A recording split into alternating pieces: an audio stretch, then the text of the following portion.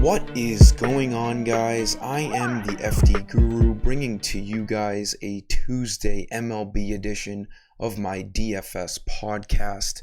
We have 12 games on tonight's main slate.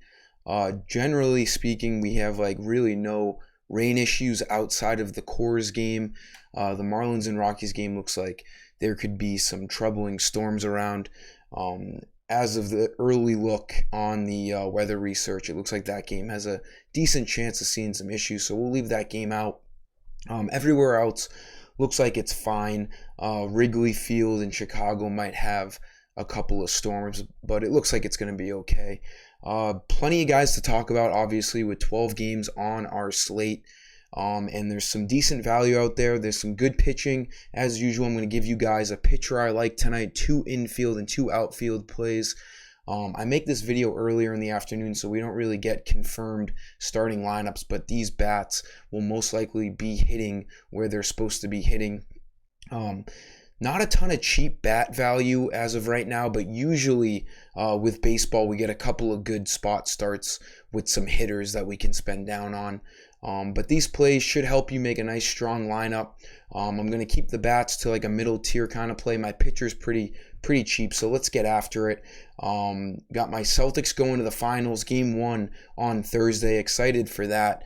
And then we roll with MLB as usual. Let's crush it on all sites tonight with all lineups.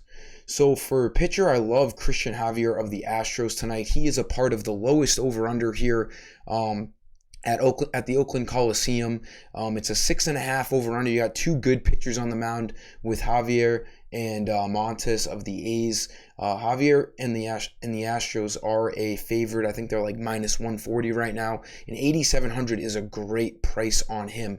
Anything under 9,000 for a good pitcher with a lot of upside is always a good play. The Athletics bats aren't great. There's a reason why this game only has a 6.5 over under. He has 9 strikeouts in back-to-back games here, and he has looked like he can go over 5 innings. Before the last 2 starts, he was, a little iffy. The Astros didn't really run him. He didn't really see many innings. He got pulled out in the 3rd.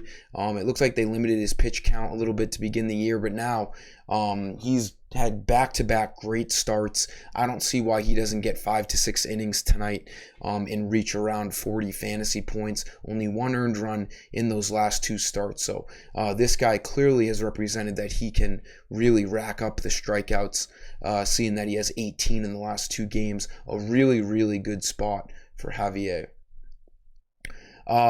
Catcher first base, Matt Olson. The Braves are one of the best teams to stack tonight in Arizona.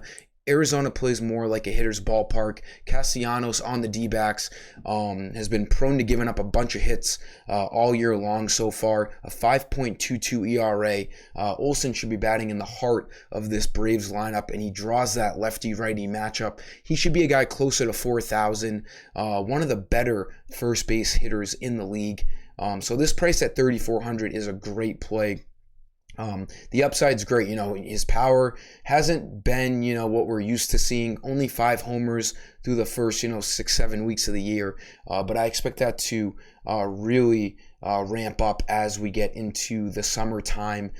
In most games, see those high temperatures and the ball starts flying out of the park. This is an awesome matchup here, and you should try to get exposed to the Atlanta Braves as much as possible tonight.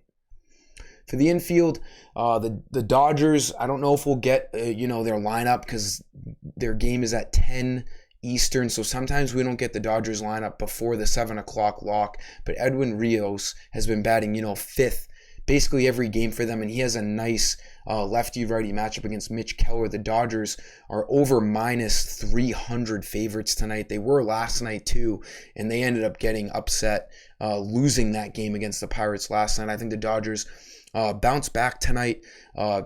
Most Dodgers, as usual, are really high priced, but Rios at only 2,600 can really save you some money. He homered last night. Just a nice cheap guy who should be batting in a nice spot in this Dodgers lineup, ready to put up some runs to bounce back from last night. For the outfield, we are going to stick with the Braves here. Acuna, one of the best players in the MLB. If you're picking Matt Olson, it's a good idea to pick Acuna too. He should be leading off here for the Braves. He's a guy who can do everything, hit for power, steal bases. Coming off of that pretty brutal injury of last year. His power numbers are yet to get going, but he's seeing the ball fine. He's batting 287. He should get 5 at-bats in this game, as the Braves should have no problem cycling through this lineup against Castellanos. 3,900, you're paying a pretty nice premium on him, but Acuna could be a guy who's like 4,500, as he is one of the best hitters in the MLB. So this is an awesome spot. Vegas loves the Braves. I love the Braves. They should have no issue hitting around Castellanos tonight of the Diamondbacks. Last outfield play, like I was saying, there could be some rain in the Chicago Cubs game, but the wind is blowing out 15 to 20 mile per hour tonight. So Tyrone Taylor is a great cheap play at 2,600. They have him projected batting 6th. There's a good chance he bats better in this lineup, around 5th, maybe even gets in the top 3 of this lineup. He homered last night. He's getting hot. He's a nice cheap play.